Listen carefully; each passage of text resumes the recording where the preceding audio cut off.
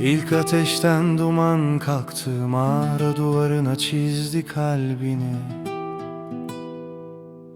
Taşın üstünde iki gölge, insanın aşkı böyle yazdı kendini.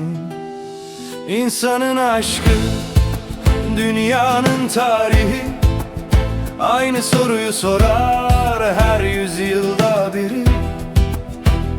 Kimim ben, kimdesin, nereye gideriz? Bir kalp atıyor, geri sayıyor geçmişi.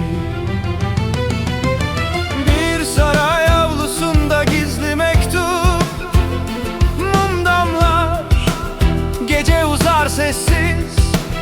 Harita değişir, taçlar düşer, tek değişmeyen içimizdeki insanın aşkı, dünyanın tarihi, aynı soruyu sorar her yüzyılda biri.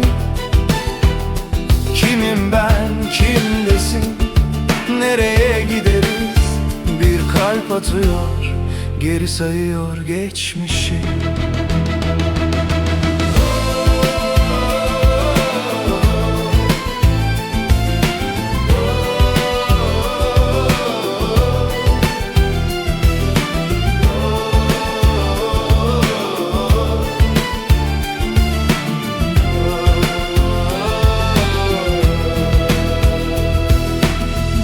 Çocuk bakışı, ilk dokunuş, bir tren peronu, son vedalaşma.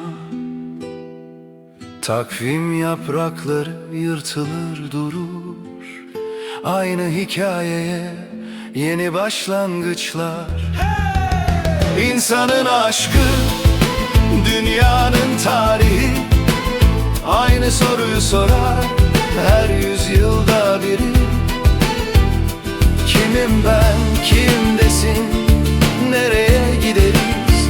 Bir kalp atıyor, geri sayıyor geçmişi.